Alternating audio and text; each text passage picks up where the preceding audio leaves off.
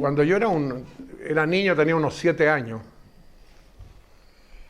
Yo soy un niñito alemán, ¿no? Una mañana me levanté y me surgió una pregunta que no sé de dónde venía, pero me surgió la pregunta. Y la pregunta era, ¿nosotros los seres humanos tenemos alguna característica que sea exclusiva, pero exclusivamente los seres humanos, que no tenga ningún otro animal? Esa fue mi pregunta, no sé por qué me vino, pero me vino. Bueno. Entonces, cuando tenía 7 años, y como es lógico, para resolver cualquier cosa, tú vas donde tu profesora, porque a los 7 años los profesores saben todo, ¿no es verdad? Y entonces fui donde mi profesora, Fräulein Holstein, le dije, mira, tengo esta pregunta, ¿usted me podría decir si tenemos alguna característica exclusivamente nosotros? Sí, pues Manfred, me dice, lo que pasa es que nosotros tenemos alma y los animales no tienen alma. No me gustó nada la respuesta. Yo tenía mi caballo, tenía 2 perros y tenía un gato y yo los observaba y bueno, para mí eran seres que tenían todos los derechos. Además, en ese entonces yo todavía pensaba que Dios era justo, entonces yo dije, ¿cómo va a ser esta discriminación? Pues bueno, no puede ser, no me satisfizo la respuesta. Bueno, pasó un tiempo, otra vez me vuelve la pregunta. Fui donde otro profesor ya un poco más grande. Y le hice la misma pregunta. Me dice, no, Manfred, lo que pasa es que nosotros tenemos inteligencia y los animales solo tienen instinto. Bueno, tampoco me satisfizo porque yo, a esos mismos animales, yo los había visto frecuentemente tomar decisiones que obviamente eran producto de racionalizar, o hago esto, y bueno, mi caballo, no sé, lo había observado muchas veces. Tampoco me satisfizo. Bueno, me olvidé. Y pasaron bastantes años. Yo ya estaba en la universidad. Y un día iba en un bus y me volvió la pregunta y de repente, ¡pum!, tuve un clic y dije, ya sé. Y me sentí realizado porque, bueno, ahora lo descubrí yo y nadie me lo dijo. Dije, los seres humanos tenemos humor y los animales no tienen humor. Me sentí realizado. Pero como son estos dramas, bueno, en la investigación, ¿no es cierto?, y en las preguntas, no pasaron 2 semanas y estaba dentro de la oficina de un colega y encima de su escritorio tenía un paper,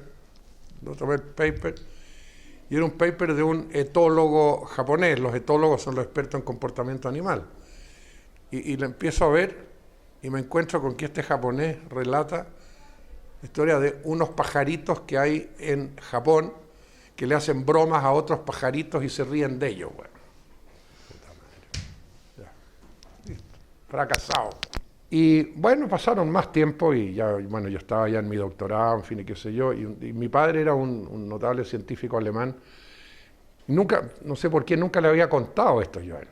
Y esa mañana estábamos ahí tomando desayuno, un día domingo, y le cuento, le digo, mira papi, fíjate que hace años, de que yo era chico, me he hecho varias veces esta pregunta y todavía no encuentro la respuesta. Pues, ¿qué cosa absolutamente única tenemos nosotros que no tiene nadie más? Y mi padre inmediatamente estaba comiendo su huevito y me dice, prueba con la estupidez, me dice. ¿Quién le digo? Sí, prueba con la estupidez. Bueno, yo quedé totalmente desconcertado, pero claro, me puse a reflexionar y dije, claro, efectivamente, no hay elefantes estúpidos, no hay caballos estúpidos tampoco. Y claro, y empecé a reflexionar, bueno, y llegó un momento en que tomé en serio el tema y lo investigué a fondo. Incluso hubo un momento en que yo dicté un curso en Estados Unidos, en el MIT y en la Universidad de Wellesley, que era sobre la estupidez humana. Primera vez que se dictaba un curso sobre esa naturaleza, tuve muchos estudiantes y fue bien entretenido.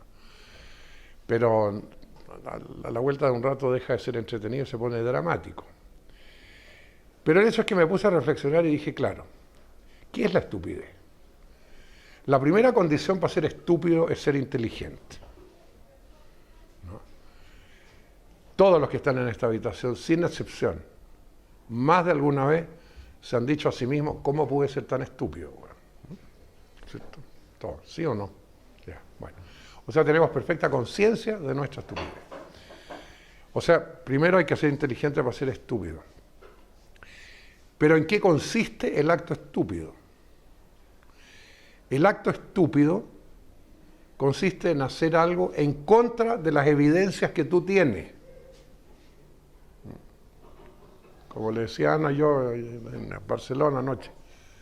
Sí, ya, terminamos de cenar y tú te vas a ir y yo te digo, mira, no te vayas por este callejón porque está muy oscuro y hay un hoyo, ahí te puedes caer. No, estás loca, que me voy a caer al hoyo, te ocurre, te vas y te caes al hoyo. Ese es el acto estúpido. El acto que tú realizas en contra de las evidencias que tú tienes. Bueno, ¿por qué he comenzado mis comentarios por esto? Porque aquí viene una pregunta que le hago a todos ustedes. ¿Hay realmente algo hoy día, en este mundo de hoy, que nosotros no sepamos que no hay que hacer?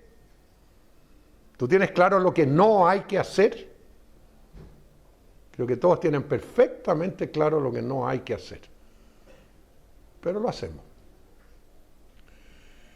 En consecuencia, mi punto de partida es que en última instancia el fondo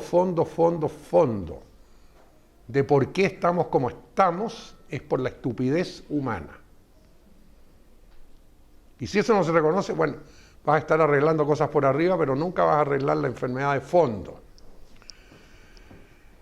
Ahora, por supuesto, yo no pretendo, ¿no es cierto?, proponer de que la estupidez deba ser eliminada. Porque no toda la estupidez es mala tampoco. Hay estupideces divertidas, ¿me entiendes? Hay estupideces que pueden ser buenas para la salud, ¿no? O sea, no se trata de erradicar una cosa que es humana, pero hay estupideces y estupideces, ¿no es cierto? Y hay una estupidez que si cuando tú has perdido todo, perdiste tu casa, perdiste tu jubilación, perdiste tus ahorros, ¿no?, y estás ahí en la calle y entonces yo vengo y te digo, oye, pero sé más austero. Bueno, claro, entonces como tú dices, sí, pues claro, tengo que ser más austero. ¿Qué es lo que han hecho en España? Pegarse un tiro. Y por primera vez en la historia España ha llegado a un punto en que la gente que muere por suicidio es más que la gente que muere por accidentes de tránsito. Ahora yo les pregunto, ¿esos suicidios son realmente suicidios? ¿O son asesinatos de un sistema económico perverso? Que se sustenta en una gigantesca estupidez, ¿no? Y yo creo que esa es la respuesta. Este libro que estamos lanzando hoy día, en el fondo trata de revelar y desenmascarar la economía para mostrar todas las estupideces que contiene, ¿no? Y que son muchas y que son muy dramáticas y que han llevado al mundo a, bueno, a las situaciones que estamos conociendo ahora y particularmente ustedes aquí en Europa. Ustedes son países que desde el sur siempre generaron una imagen de que eran lo que había que emular, tenemos que parecernos a ellos, porque los sensacionales, ¿no es cierto?, son los europeos y los Estados Unidos. Y en este momento uno dice, puta, menos mal que todavía somos un poco subdesarrollados. Gracias a Dios, ¿no? Que no alcanzamos a emularlo, ¿no? Pero esa es una situación dramática. Y esta se origina, por supuesto, en la historia de cómo ha evolucionado esa cosa que se llama economía. Para comenzar, lo que llamamos economía ahora y lo que a ti te enseñan como economía en la universidad y a ti, en términos estrictos, no es economía. La economía la definió muy claramente ya Aristóteles en el primer capítulo de la Política, donde distingue dos conceptos, la oikonomia, la economía, y la crematística. La economía es cómo cuidar y conservar la casa. Y por casa tú entiendes la sociedad, naturalmente. Y crematística es el mecanismo de comprar, de adquirir. El primero está relacionado con el valor de uso y el otro está relacionado con el valor de cambio. Y el segundo, según Aristóteles, tiene siempre que estar supeditado al primero. La oikonomia tiene que estar arriba y la crematística es absolutamente secundaria. Lo que tenemos hoy día es exactamente al revés. Lo que a ti te enseñan por economía es crematística, en términos aristotélicos. Porque todo se trata de dinero, de comprar, de invertir, de crecer, etcétera, etcétera, etcétera. Y todo es cuantitativo y todo en términos de dinero. O sea, es crematística pura. La economía fue asesinada. Pero esto se siguió vendiendo como economía. Y nosotros hemos, en este libro, que tiene una historia muy especial y muy bonita, muy hermosa, que se las voy a resumir antes de continuar en este aspecto. Es un libro escrito y que es producto de un largo diálogo entre un economista y un físico. El coautor de este libro, Philip Smith, era un importante físico nuclear. Era americano de origen, pero se tuvo que ir a Estados Unidos, exiliado en la época de McCarthy, cuando estaba la obsesión anticomunista. Y se fue a Brasil, donde enseñó durante 8 años, y de ahí se fue a Holanda como profesor de física en la Universidad de Groningen, donde tuvo 25 años hasta que jubiló, y en el proceso se hizo ciudadano holandés. Y fue un hombre siempre preocupado, a pesar de ser físico, de la equidad, de la justicia social, ¿no es cierto?, de la armonía, de la cooperación, y fue uno de los fundadores del movimiento Pugwash. El movimiento Pugwash es un movimiento antinuclear creado por los mismos físicos nucleares, un movimiento tremendamente importante que incluso recibió el Premio Nobel de la Paz hace unos 20 años atrás. Él fue uno de los fundadores. Entonces, era un físico preocupado, ¿no es cierto?, de una sociedad más justa. Y lo notable es que cuando jubiló, un día declaró, ¿no?, hizo saber, textualmente dijo: acabo de terminar de leer 3 metros de libros de economía y estoy dispuesto a discutir la disciplina. Bueno. Y justo en ese momento tocó que nos conocimos en un congreso internacional en Ámsterdam de ingenieros y científicos por la equidad mundial, que se realizaba ese año en Ámsterdam, y nos tocó estar en una misma mesa redonda, y esa cosa que se produjo una empatía inmediata. Y cuando terminó la sesión, bueno, salimos caminando, ¿verdad?, por los canales ahí en Ámsterdam y a conversar, en fin, y que yo le dije, bueno, ¿cómo es esto de tus 3 metros de economía? Sí, me dice, porque, claro, me metí, me interesaba, bueno, y me parece que está tan lleno de cosas absurdas, me dice que no. Bueno, le dije, mira, yo estoy de acuerdo contigo, porque yo era un economista disidente. Entonces fue como una de esas cosas de la sincronicidad junguiana, que tenía que encontrarse este economista con ese físico. Bueno, y así fue. Tuvimos 3 noches que caminábamos los canales discutiendo, y cada par de cuadras nos parábamos para tomarnos una buena botella de vino chileno, y ahí continuábamos, ¿no?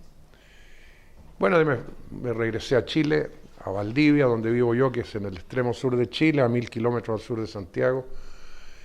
En ese entonces yo era rector de la Universidad Austral de Chile, en Valdivia. Y siguió la correspondencia y cambiábamos opiniones, hasta que un día le dije, oye, mira, ¿por qué no te vienes a pasar unos 3 o 4 meses acá para que conversemos tranquilos? Aquí Valdivia es el mejor lugar del mundo para conversar. Estamos rodeados de pura naturaleza, bosque nativo, 6 ríos, en fin, enormes, en fin, fantástico. Así que vente para acá. Ya, pues llegó. Y efectivamente nos volamos durante 4 meses, todas las noches, ¿no?, hablando de economía, de física cuántica, de astrofísica, bueno, de transdisciplinariedad, bueno, una maravilla. Bueno. Y hicimos muchas notas, en fin, y qué sé yo. Y finalmente le dije, mira, ¿por qué no escribimos un libro, bueno, juntos sobre esta cosa? Ya, pues, escribamos el libro. Bueno, y quedamos que él iba a escribir la primera parte, principalmente, porque todo lo hicimos entre los dos, pero principalmente la primera parte, que era el análisis crítico de qué es lo que había ocurrido, ¿no?, con el desarrollo de la economía desde Adam Smith para adelante. Y la idea era que yo a mi vez iba a escribir una segunda parte del libro, que era proponer una economía nueva, distinta, ¿no es cierto?, para el siglo XXI. Bueno, y empezamos y fue muy bonito, intercambiamos, nos mandábamos los capítulos, en fin, los comentarios, hasta que se fue conformando como el 80% de la parte de él, y yo estaba trabajando en la mía. Y finalmente, cuando yo ya tenía la mía también bastante armada, viajé a Groningen y nos sentamos ahí juntos todo un día, viendo todo lo de él y todo lo mío. Bueno, estábamos totalmente de acuerdo, pero lamentablemente él en ese momento ya estaba muy enfermo y 2 semanas después murió. Y él sabía que se iba a morir ya, y yo también me di cuenta que ya en cualquier momento, bueno, se iba a morir. O sea, ese era un encuentro de despedida, definitivamente. Y cuando nos despedimos me dijo, Manfred, lo único que te pido, que hagas todo lo posible para que este libro sea publicado. Porque yo quiero que ese sea el último testimonio de mi vida. Se lo prometí, bueno, y ahí está. Y fue una aventura muy hermosa porque es notable, ¿no es cierto?, cómo alguien viniendo de la ciencia más dura no se demora nada en descubrir todos los trucos y tonterías, ¿no?, que hay en la teoría económica. Y sobre todo por el hecho de que esta teoría económica que a ustedes les enseñan es producto del siglo XIX, de fin del siglo XIX, de los neoclásicos, a los cuales, a mi juicio, les dio un tremendo complejo de inferioridad por no ser físicos, ¿no? Era la época de adoración de nuevo de Newton, Newton ya era lo máximo, ¿no es cierto?, de la humanidad. Y entonces, claro, estos economistas, Jevons, Walras, Bentham, etcétera, estaban obsesionados de que tenían que parecerse a Newton. Y entonces, bueno, ¿qué hacemos? Porque claro, efectivamente, bueno, nosotros tenemos que parecernos a Newton. Y era una obsesión. Y claro, se desternillaron pensando, en fin, y qué sé yo, qué hacemos. En fin, y una cosa la tenían clara, que Newton había descubierto una ley natural fundamental, la ley de la gravedad, a través de la cual se podía explicar muchos aspectos del comportamiento del universo. Y esa era la gran contribución de Newton, por la ley de la gravedad, la gravitación universal, en fin, qué sé yo, una ley espectacular. Entonces la preocupación de estos señores es que también tiene que haber una ley igualmente fundamental que explique el comportamiento humano. Vamos buscando cuál es. Y claro, se desternillaban ahí, bueno, pensando, qué sé yo. Hasta que una mañana, el señor Bentham, probablemente cuando se estaba afeitando, bueno, lo tengo. La ley fundamental es la utilidad, utility. Todos los seres humanos siempre se comportan con el propósito de maximizar su utilidad. Listo, mi chica, estamos igual que Newton. Se acabó el problema. Ya está. Y claro, y todos los demás felices, qué bueno, sensacional, y Jevons sin Walras, fantástico, por fin estamos ya. Pero de repente a uno se le ocurrió y dice, oye, pero todavía queda un problemita. ¿Cuál? Bueno, que Newton estableció, y hay unas ecuaciones matemáticas que definen perfectamente, ¿no es cierto?, la gravedad, y la gravedad se puede medir con absoluta precisión. Yo puedo establecer y medir claramente la relación gravitacional que hay entre dos cuerpos, en fin, y qué sé yo, está todo perfectamente resuelto. Entonces el tema de nosotros, bueno, ¿y cómo se mide el utility? Pues? Sí, pues efectivamente, está cómo se mide el utility. Siguieron pensando, pues como diablo. Y el mismo Bentham, otra vez, una mañana o una noche, qué sé yo, tate, lo tengo, ya. El utility se mide con un hedonómetro. Y se lo comunican a mí. Oye, pero qué genial, puta, qué bueno. Sí, pues efectivamente. Pues, con un hedonómetro podemos ver cuán nivel de utilidad tienes tú. Pues. Ahora, el hecho de que tanto aquel entonces hasta el día de hoy nadie tiene la más remota idea de cómo funciona el hedonómetro y qué forma tiene el aparato, bueno, eso no tenía ninguna importancia. El hecho de que se consagró el hedonómetro y estaba en consecuencia resuelto el problema de la medición. Y ahora sí que somos igual que Newton. Entonces ahora para completar la cosa, todo esto tenemos que matematizarlo. Y métale matemática, mi chica. Bueno, claro, mientras más matemática, claro, más empiezas a aparecer como, oye, puta, ¿qué sabe este tipo por la flauta? Porque ya nadie entiende nada. Entonces te empiezas a transformar en un científico duro, po, pura matemática. Po, ¿no? Y es exactamente lo que hacen. Y ese es el momento en que Walras publica su famosa obra sobre la economía, los principios fundamentales de la economía, donde en una palabra dice textualmente, entre la economía y la física no hay ninguna diferencia, ninguna. Bueno, ¿y qué es lo que ocurre? ¿Por qué ocurrió todo eso? Porque antes había ocurrido otra cosa que hay que relacionar. Y ahí está la belleza de las cosas que descubrimos con este largo diálogo de años. En la Edad Media, la estructura social de toda la sociedad estaba determinada por Dios, por la voluntad de Dios. Vale decir, que si tú eras pobre era porque Dios había decidido que tú tenías que ser pobre. Y si él era poderoso es porque Dios había decidido que él tenía que ser poderoso. Y eso era así y en consecuencia nadie protestaba y todo el mundo aceptaba. Tú aceptabas tu pobreza y gozaba su poder y nadie alegaba nada. Y eso dura hasta el siglo XVI. Nadie protestaba. En la Edad Media nunca hubo levantamientos sociales contra la injusticia social. No, porque Dios había dicho que la cosa era así, pues, y tú, bueno, ni modo, pues, bueno. Ya, chao. Pero de repente sucede que aparecen unos sujetos que después le ponemos el nombre de burgueses, ¿no? Y la gente empieza a ver unos sujetos que no eran ricos, ¿no? Y que se empiezan a hacer ricos.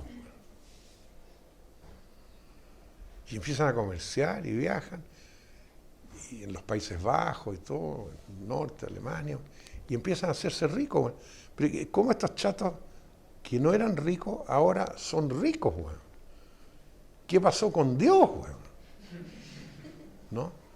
Entonces ya la gente no entiende, y de hecho, a esa altura se producen las primeras protestas, que son los campesinos en Alemania en 1560.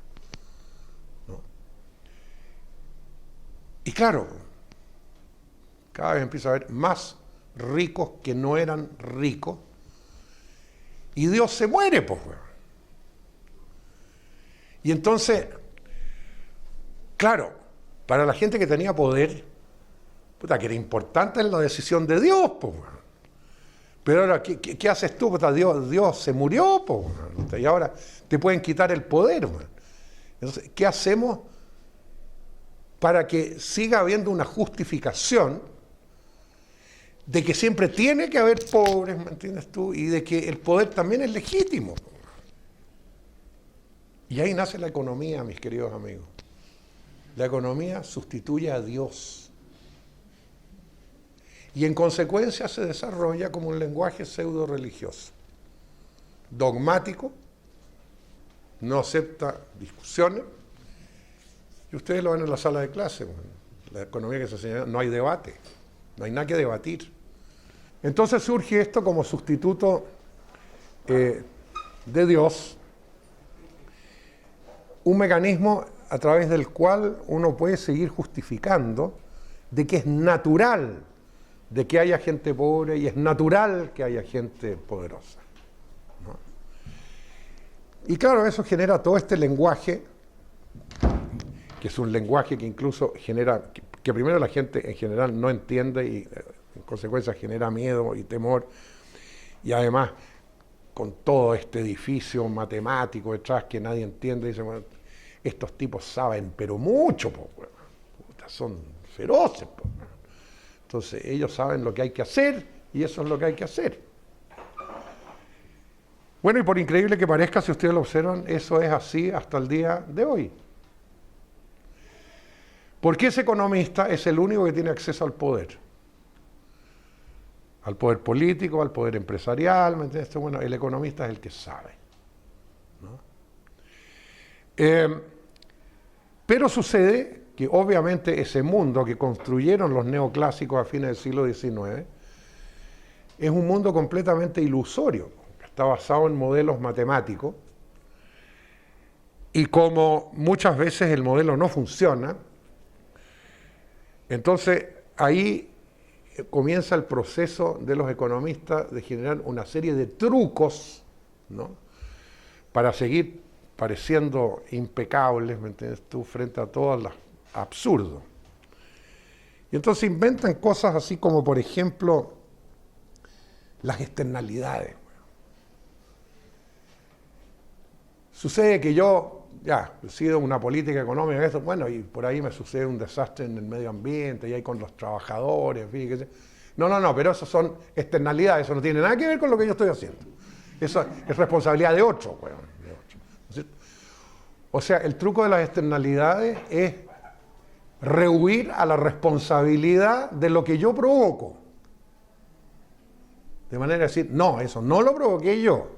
En consecuencia, no es culpa mía, bueno, que otros la arreglen. Pero esto es la cosa, ya. Y ahí comienzan los trucos. Y cuando de repente se le pregunta a la economista, bueno, ¿cómo ve usted cuál va a ser la tendencia, ¿no es cierto?, de aquí al próximo año, en los próximos 2 o 3 años, en fin? La predicción económica, claro, ahí vamos al modelito de nuevo.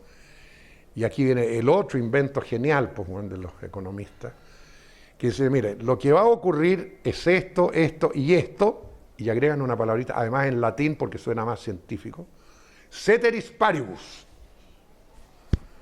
Ceteris paribus quiere decir que esto va a ocurrir así y así, siempre y cuando no ocurra ninguna cosa en ninguna otra parte. Bueno. Eso es el ceteris paribus. Entonces resulta que la predicción falló, pues, bueno. Nada que ver. ¿Y cuál es la respuesta del economista? Bueno, no es culpa mía que ceteris non paribus, pues, bueno. No tengo nada que ver, pues, ¿verdad? Bueno. Entonces tienes el hedonómetro, las externalidades, el ceteris paribus, bueno, y todo, ¿me entiendes tú?, para seguir pareciendo, pero un científico impecable. Bueno. Y el otro descubrimiento que hicimos, que en todo este proceso, claro, no toda la economía fue así, porque a lo largo de la economía hay muchos pensamientos económicos y otros totalmente distintos de lo que estamos diciendo. Y hubo pensadores que realmente plantearon cosas completamente distintas. Pero ocurre una cosa sistemáticamente en los últimos 300 años. Sistemáticamente, siempre, en todos los periodos, la visión económica que termina siendo la dominante es la que favorece al poder y al dinero. Y las otras quedan debajo de la alfombra. Chao. Y gente notable como Sismondi y otros, ¿no es cierto?, que fundamentan la justicia debajo de la alfombra. Ese tipo se fregó, está afuera. El caso de Sismondi es uno de los que analizamos muy a fondo, ¿no? Y eso sistemáticamente. Y ahora lo mismo. Piensen ustedes, en este siglo hubo un momento, 20 años, en que surge el keynesianismo. Keynes era un hombre preocupado por el ser humano, el empleo. Gracias a Keynes se resolvió la gran crisis del 29-30, ¿no es cierto? Pero rápidamente, no, esto no, debajo de la alfombra, y después de eso que viene el neoliberalismo, ¿no es cierto?, que estamos viviendo hoy día, que vuelve a ser hijo fundamental de la economía neoclásica. Entonces hemos llegado a una situación tan absurda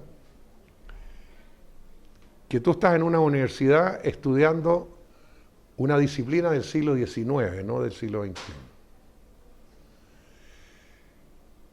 Hoy en día no tenemos física del siglo XIX, no tenemos biología del siglo XIX, no tenemos astrofísica del siglo XIX, no tenemos antropología del siglo XIX, no tenemos nada del siglo XIX. Lo único que tenemos del siglo XIX es la economía.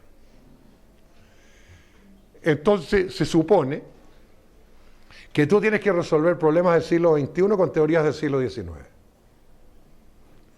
Y que además son indiscutibles y son dogmáticas. Cuando yo estudié economía, a fines de los 50, comienzo de los 60, no, a fines de los 50, claro.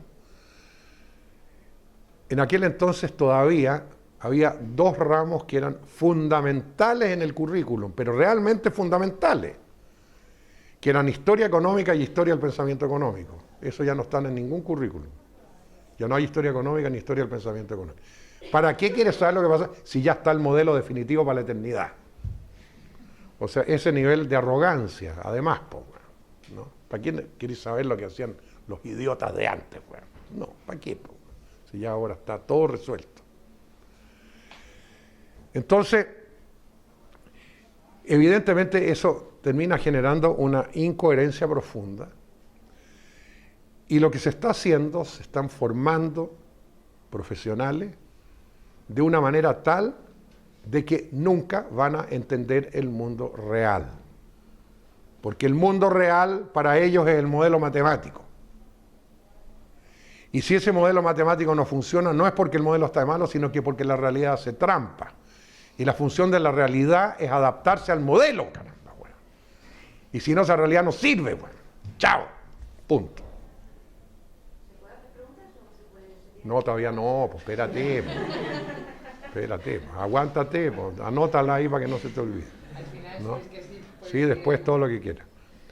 Bueno, entonces de esa manera llegamos a la situación en que estamos hoy.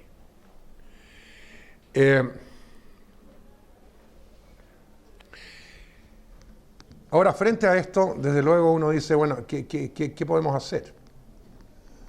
¿No? Ya la gente en general cada vez, aunque no entienda economía, sabe que, bueno, que esto no funciona. Tú ya no necesitas entender el modelo matemático para darte cuenta, bueno, esto no está funcionando, porque a mí me está yendo pésimo, ¿me entiendes tú? Y la experiencia de ustedes en Europa es clara en ese sentido. Bueno, ¿qué se puede hacer? Bueno, obviamente lo que hay que hacer, en primer lugar, es enseñar una economía distinta, que sea coherente con el mundo en que vivimos y que haga posible que ese economista entienda el mundo real. La segunda parte del libro nosotros nos extendemos en ese aspecto y proponemos cómo debería ser una nueva economía. Y que en pocas palabras la puedo definir. Una nueva economía, como nosotros la proponemos, debiera sustentarse en 5 postulados fundamentales y un principio valórico irrenunciable. El postulado número 1 es que la economía está para servir a las personas y no las personas para servir a la economía. 2, el desarrollo tiene que ver con personas y no con objetos. 3, el crecimiento no es lo mismo que el desarrollo y el desarrollo no precisa necesariamente de crecimiento. 4, ninguna economía es posible al margen de los servicios que prestan los ecosistemas. Y 5, la economía es un subsistema de un sistema mayor y finito, que es la biosfera. En consecuencia, el crecimiento permanente es imposible. Y el principio valórico irrenunciable sobre el cual debiera construirse una nueva economía es que bajo ninguna circunstancia un interés económico puede estar por sobre la reverencia por la vida. Recorran los 6 puntos y uno por uno, lo que tenemos hoy es exactamente lo contrario. Exactamente lo contrario. Todos estamos al servicio de la economía y no la economía al servicio nuestro. Había una vez un país que se llamaba Estados Unidos al cual evidentemente le dedicamos un capítulo ahí que se llama Estados Unidos, un país en vías de subdesarrollo, que es una nueva categoría, países que se están subdesarrollando, ¿no? Había un país que se llamaba Estados Unidos que era la potencia industrial más grande del mundo. Vayan ahora, no hay ninguna industria en Estados Unidos. Ni siquiera una escobilla de dientes, bueno, se fabrica en Estados Unidos, se fabrica en China, en Indonesia, bueno, qué sé yo. ¿Por qué? Porque claro, se descubrió esa cosa del outsourcing, ¿no es cierto? Yo mando mi empresa ahora para allá y ahí pago la 20ª parte, bueno, de lo que estoy pagando aquí de sueldo, bueno, y fantástico. Y nosotros estudiamos concretamente el caso de los zapatos Nike, ¿no? Bueno. Fueron a Indonesia y ahí a través de subcontratistas en subterráneos horribles, unas niñitas entre 12 y 14 años son las que hacen los zapatos, se le paga 10 centavos de dólar la hora. Costo final del zapato, $8.50 y se sigue vendiendo a 140. ¿Qué significa esto? Puta, que es buen negocio la pobreza. Pucha, que es buen negocio la pobreza. Puta, que podemos ganar plata gracias a los pobres. Y en ese contexto tienen ustedes los organismos internacionales con grandes programas para la superación de la pobreza. El Banco Mundial, el Fondo Monetario. Y ahí les contaba ayer en Barcelona una anécdota, a mí hace unos 7 años atrás, cuando todavía era presidente del Banco Mundial, James Wolfensohn, me invitó a que fuera al Banco Mundial con otros 6 economistas, entre ellos estaba Amartya Sen, que después recibió el mal llamado Premio Nobel de Economía, para que opináramos sobre el nuevo proyecto que estaba desarrollando el Banco Mundial para la superación de la pobreza. Bueno, llegamos allá, estuvimos 2 días reunidos entre los 7 y llegamos a un cierto consenso. Pero aparte del consenso, cada uno tenía algunos aspectos que no encajaban en el consenso. Ya. Al tercer día nos juntamos con Wolfensohn, bueno, le explicábamos, mire, este es el consenso a que hemos llegado, bueno, respecto al programa, en fin, esto es lo que nos parece, etc. Y después cada uno dijo el aspecto suyo individual que no estaba dentro del consenso. Y cuando me tocó a mí, yo le dije, mire, doctor Wolfensohn, a mí me parece que lo primero que hay que reconocer, si se quiere hacer un plan mundial de superación de la pobreza, ¿no?, es que si se supera la pobreza, este modelo se colapsa. Este modelo necesita la pobreza. ¿Para qué te digo que, bueno, no está de más decir que nunca más me invitaron al Banco Mundial, ¿no? Esa fue la última vez que fui, ¿no? Y es así, pues, ¿no? ¿Qué vas a hacer ahora con la Nike y todo demás si ya no hay más pobres? Bueno, se te colapsa el modelo, ¿no? Pero todo está armado de tal manera, ¿no es cierto? Y ha sido tan genial. El aporte más genial de los economistas es cómo han podido disfrazar su mediocridad y su absurdez, ¿no?, y seguir apareciendo importantes. Bueno, en eso han sido absolutamente geniales. Y eso ya culmina al máximo, ¿no?, cuando logran inventar un supuesto premio Nobel. Pues, bueno, puta madre. Bueno. La física, la biología, ¿no es cierto?, y la economía, pues, o sea, estamos otra vez, pues, bueno, Newton y yo estamos iguales, ¿verdad? Claro, ahora otra vez, truco de publicidad, pues, bueno, porque resulta que el premio Nobel de Economía no existe. Lo que existe es un premio del Banco Real de Suecia, premio de Economía del Banco Real de Suecia en memoria de Alfred Nobel, bueno. Podrían haberle puesto en memoria de Adam Smith, porque por último Alfred Nobel no tenía nada que ver en el baile. Pues, bueno. Pero claro, yo le pongo el nombre Nobel, puta, y queda igual que los otros. Pues, bueno. Y entonces además, claro, presiona al banco para que ese premio lo entreguen el mismo día que entregan los demás. Pues, bueno. Resultado, premio Nobel de Economía. No existe. Pero la imagen en el público es que sí existe. Lo cual una vez más refuerza, ¿no es cierto?, la solidez de la ciencia económica. Ciencia que no existe. Piensen ustedes, si la economía fuese una ciencia y en consecuencia los economistas fuesen científicos, obviamente un científico se comporta como científico. ¿Y cómo se comporta un científico cuando una tesis determinada que en nuestro trabajo se demuestra que no funciona? ¿Qué es lo que hace el científico? Como loco, inmediatamente vuelven a investigar para descubrir, bueno, ¿cuál es la otra? Pues, bueno, esta no sirve, se bota a la basura, se acabó. Bueno, eso es exactamente lo que el economista no hace. La cosa revienta una y otra vez y se insiste en lo mismo. O sea, es el comportamiento más perfectamente anticientífico que puede haber. Ahora quedó demostrado desde el 2008, ¿no es cierto?, de que este modelo es un desastre. ¿Y qué es lo que han hecho? Insistir en el modelo, con más fuerza todavía. Y los resultados, bueno, ustedes los han vivido y los siguen viviendo y los seguirán viviendo porque esto no ha terminado, va a venir otra mucho más grande todavía. Y esto que ocurrió en octubre del 2008, una semana antes, ningún economista se dio cuenta que venía.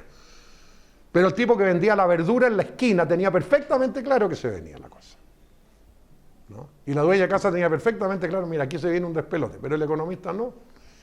Incluso 15 días antes el presidente de la FED en Estados Unidos dice que la economía estaba sensacional, que no había ningún problema, bueno. 15 días antes.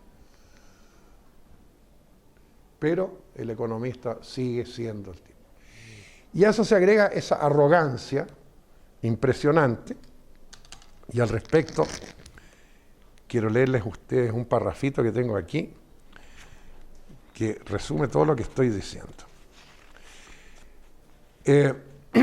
Cuando Icaria decidió hacer la traducción del libro, que por cierto es una traducción extraordinaria, yo ya los felicité públicamente en Barcelona y lo vuelvo a hacer, porque esta es una de las editoriales en ese sentido más serias y más profesionales que he encontrado en mi vida. Me pidió Ana que escribiera una paginita para la edición española, cosa que hice. Y en el momento que estaba escribiéndola, ocurre esto, que lo escribí aquí. A la incapacidad de comprender el mundo real hay que agregar la notable arrogancia de los economistas convencionales. En el momento de escribir estos comentarios, me encuentro con un artículo que analiza un libro recientemente editado por el profesor español Ignacio Palacios Huerta. Esto tenía el diario ahí encima de mi escritorio, veo el diario y me encuentro eso, justo cuando estaba escribiendo esto. El articulista manifiesta que es cierto que esta profesión, la economía, no previó la crisis financiera, pero aún así, el editor escribe en la introducción que, cito, los economistas saben más sobre las leyes de las interacciones humanas y han reflexionado más profundamente sobre ellas y con mejores métodos que cualquier otro ser humano. Bueno. Fin de cita. El señor Ignacio Palacios Huerta, profesor español, espero que no sea profesor tuyo. Bueno. Entonces eso agrego yo. Es bueno saber que la filosofía, el derecho, la psicología, la sociología, la antropología, la medicina y tantas otras están de más, ¿no?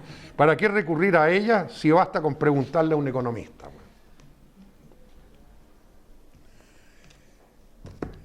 No conozco ninguna otra ciencia en que quienes forman parte de ella hayan jamás en la historia llegado a esos niveles de arrogancia. Piensen ustedes en la historia de la física. No había nada más sólido, ¿no es cierto?, que esa física newtoniana. Sin embargo, llega un momento, ¿no es cierto?, a comienzos del siglo XX, donde un señor, Max Planck, el más grande físico alemán, de los más grandes del mundo, ¿no es cierto?, de repente se da cuenta, no, fíjate que aquí hay algo que no es así. Y los físicos son capaces de sobrevivir al derrumbe de todo el edificio de la física clásica. Bueno. Y aceptan que el edificio se derrumbe, coño. con pena, todo lo que ustedes quieran, pero dice, bueno, no, bueno, debajo de este edificio bueno, hay otra cosa pues, bueno, que tenemos que descubrir. Claro, y llega la física cuántica. Y esa maravillosa física, hace 90 años, que nos está diciendo que el mundo no es como nosotros creemos que es. Y lo notable es que ese mensaje que ya tiene 90 años todavía no le ha llegado a la economía o en el correo, puta, que va lento. Bueno. ¿No? Porque ¿qué es lo que revela ese nuevo mensaje? Que dice que el mundo no es como creemos que es. La materia no está hecha de materia. ¿No? Las cosas cristalizan como resultado de la observación, como resultado de la conciencia humana. Si yo observo un fenómeno subatómico, ese fenómeno ocurre solamente porque lo estoy observando. Si no lo estoy observando, no ocurre. O sea, yo soy creador de la realidad. ¿No? Vale decir que el observador y lo observado son un solo ente absolutamente inseparable. O sea, ese mundo cartesiano de las partes y todo se acabó. O sea, el mundo no es mecánico como se pensó y como lo decía la física newtoniana, el mundo es orgánico. En un mundo mecánico ustedes tienen sistemas con partes y los pueden deshacer, como decía Descartes, con todas las partes, lo veo y después lo armo de nuevo y ahí ya entendí la cosa. En el mundo orgánico los sistemas no tienen partes, sino que tienen participantes, en que todos son igualmente importantes y son absolutamente inseparables. Nosotros ya no podemos hablar de la naturaleza sin hablar de nosotros mismos, porque somos eso, y ella es nosotros. Y esto se relaciona muy bellamente con las antiguas sabidurías que siempre uno vuelve a encontrar en las culturas tradicionales, ¿no? La cultura Zulu y Xhosa de Sudáfrica, el precioso concepto del Ubuntu. Ubuntu quiere decir yo soy porque tú eres. Nosotros somos porque ellos son. ¿Qué significa? De que todo está relacionado y que nada puede ser si no es por el conjunto. ¿Y qué dice la economía convencional? Somos puros individuos. Cada uno maximiza su utilidad, ¿no? Y eso es. Y no hay más. Y va tan lejos, y lo encontrará en un libro de texto de Introducción a la Economía, que en ese mundo de la economía neoclásica, la solidaridad es un acto irracional. Es un acto irracional. Lo racional es maximizar tu utilidad. La solidaridad es irracional. Bueno. Y en un mundo orgánico, todo es cooperación. Cada participante coopera con el otro participante. ¿No es verdad? Todo está unido con todo. Y eso ya experimentalmente lo ha demostrado la física cuántica. Y ese mensaje, bueno, frente a eso, la economía se mantiene absolutamente esterilizada e incólume. El mensaje no ha llegado. Bueno, ya dije los principios para una nueva economía y ahora, ¿qué es lo que hay que hacer? Lo que hay que hacer lo tienes que hacer tú y tú. No podemos esperar ni pretender un cambio si no cambia la universidad. A mi juicio, en esta circunstancia, la institución de mayor responsabilidad en el mundo en este momento es la universidad. Y en la medida que la universidad no sea capaz de cambiar y reestructurar la enseñanza de la economía, no hay esperanza. Y la única manera de lograr eso es a través de la presión de usted. Esto ya empezó, ¿no es cierto?, con la economía postautística, empezaron los muchachos en Francia, se extendió a Cambridge, etc. Incluso llegó a Harvard, ¿no?, donde ocurrió una cosa, a mi juicio, notable, en la supuestamente mejor universidad del mundo, para que ustedes vean la mediocridad que puede haber en una supuesta mejor universidad del mundo, donde la introducción a la economía le enseña al señor Mankiw, seguramente es el mismo libro de texto que tienen ustedes, que es el libro de texto más tóxico, bueno, que yo he visto en mi vida, bueno, ¿no es cierto? Fíjense ustedes, los que no lo conocen, ¿no? Es un libro que comienza en el primer capítulo, una persona racional Piensa en el margen, y estos son los 10 principios, ¡pum! Y ese ladrillo se lo tiran encima al muchacho. ¿No? En ninguna parte dice de dónde salieron esos 10 principios, ¿no es cierto?, de producto de qué investigación, ¿no es cierto?, qué evidencia empírica. No, nada. El ser racional es este. Y le tiran el ladrillo a un chico de 19 años. Y eso es una verdad absoluta. Entonces, claro, el chico no quiere parecer irracional, pues.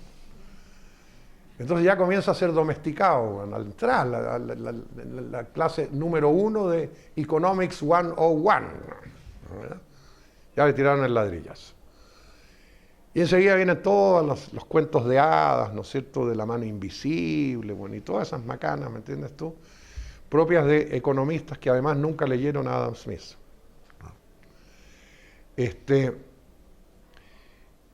Y entonces todo es dogmático. No se puede discutir. Bueno, eso hay que acabarlo. ¿Y qué es lo que ocurrió en Harvard?